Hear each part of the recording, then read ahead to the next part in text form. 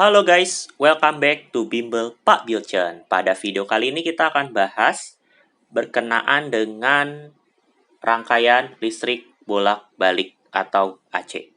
Sangat penting karena di sistem kelistrikan dunia saat ini kebanyakan kita menggunakan AC ya untuk sistem kelistrikan yang lebih besar ya.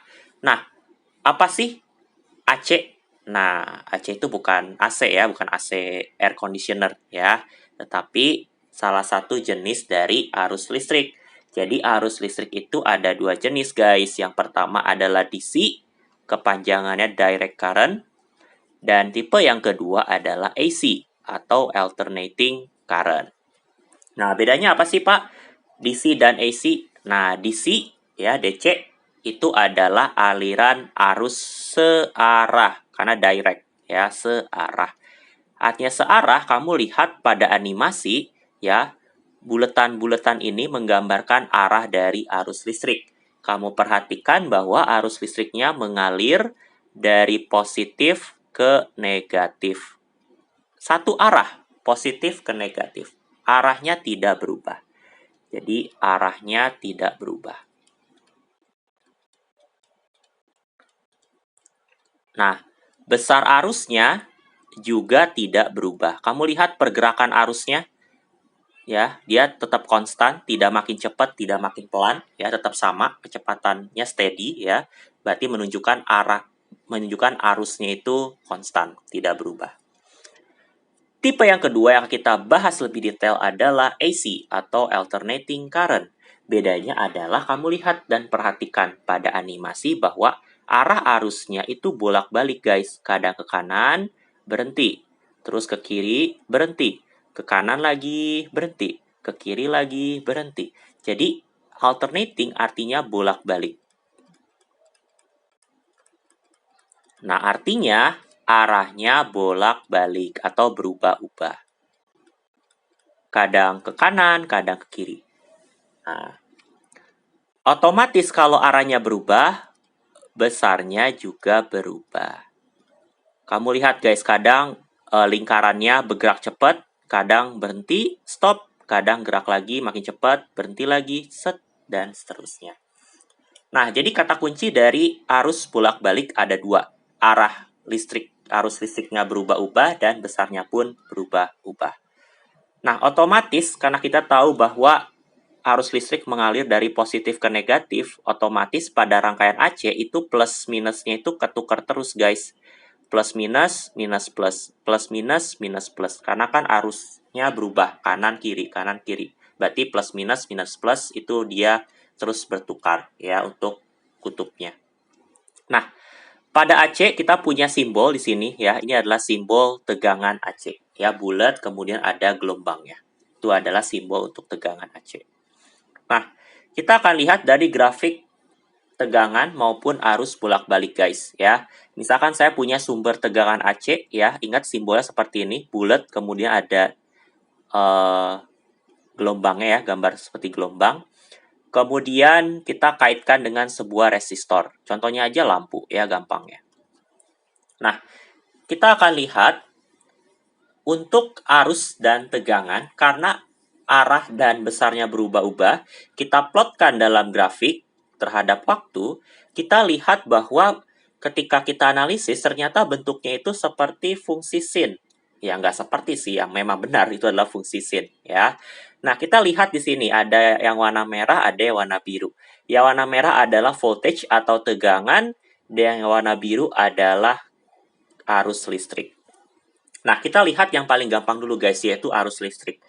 Ceritanya seperti ini guys ya. Jadi ada arus listrik dimulai dari 0, dia naik ke atas sampai puncak, turun ke bawah ke 0 lagi, terus dia masuk ke daerah negatif, kemudian dia turun ke lembah sini, kemudian dia naik lagi ke 0. Nah, ini kita bisa jelaskan bahwa besarnya berubah. Jelas besarnya berubah, kadang 0, kadang maksimum. Kadang 0, kadang negatif, dan seterusnya. Arahnya juga berubah guys ya. Maksudnya arah itu adalah dia arusnya bisa bernilai positif, bisa bernilai negatif ya. Positif seperti ini, negatif seperti ini. Ya, puncak dan lembah. Pas positif itu satu arah, negatif arah yang berlawanan. Seperti itu, guys. Ya. Jadi kalau perhatikan bahwa 0 maksimum 0. Nah, di sini adalah tempat dia balik arah. Nah, kemudian dia ke puncak negatif di sini, kemudian dia 0 lagi. Nah, demikian juga dengan tegangan, guys. Ya, tegangannya itu bisa 0, maksimum 0, negatif 0 lagi. Ya. Nah, karena dibentuk dalam fungsi sin, maka kita bisa tuliskan, guys, dua persamaan tegangan dan juga arus pada AC. Untuk tegangan, kita bisa tuliskan sebagai berikut. Persamaan tegangan V sama dengan Vm dikali sin omega T. Untuk arus listrik, kita bisa tuliskan sebagai I sama dengan Im sin omega T. Jadi fungsinya adalah fungsi sin. Nah, kita akan lihat deskripsi dari masing-masing. Ya, yang pertama adalah Vm. Vm adalah tegangan maksimum atau amplitudo, guys, ya. Tegangan maksimum. Satuannya volt. Nah, di sini kita lihat, guys, bahwa ada suatu masa di mana tegangannya maksimum. Ya, di sini.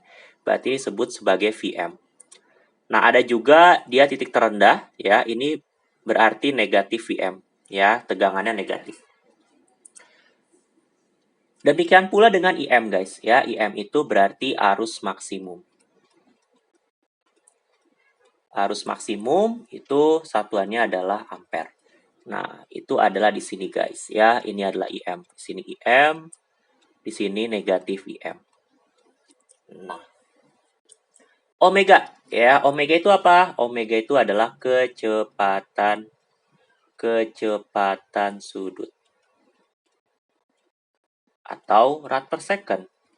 Biasanya kita ubah ke rumus, guys. Rumusnya masih ingat ya? Rumus di kelas 10, omega sama dengan 2πf. Nah, ya, frekuensi dalam satuan hertz. Untuk frekuensi. Dan yang terakhir adalah T. T itu adalah waktu tentunya ya. Jadi, dalam berapa detik, nanti kita bisa ukur tegangan dan arusnya masing-masing. Nah, kita bisa lihat bahwa ada faktor frekuensi, guys, ya, dalam omega. Nah, kalau kita perhatikan dan masih ingat, frekuensi itu adalah dalam 1 detik itu berapa kali gelombang, ya kan? Jadi, kalau saya punya seperti ini, itu artinya 2 Hz, guys. Nah, bayangkan kita punya lampu ya, guys, ya. Kita punya lampu dipasangkan AC. Kita bayangkan, ya, kita punya lampu dipasangkan AC. Nah, kan ada arusnya kadang 0, kadang maksimum, kadang 0, kadang negatif, kadang 0. Artinya kan lampunya kedap-kedip, guys. Karena kan arus 0 berarti lampu mati. Arus maksimum berarti nyala maksimum. Arus 0 berarti dia mati. Otomatis sebenarnya lampu kita di rumah kita itu kedap-kedip, guys, sebenarnya. Ya, kedap-kedip.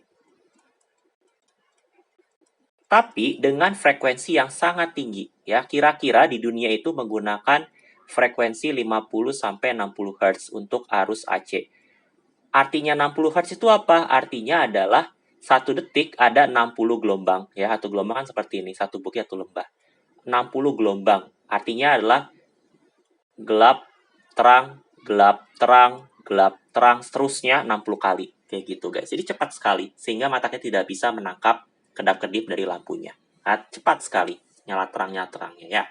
Nah, di dalam arus AC dan tegangan AC itu ada yang namanya nilai efektif, guys, ya. Jadi ada istilah yang namanya nilai efektif.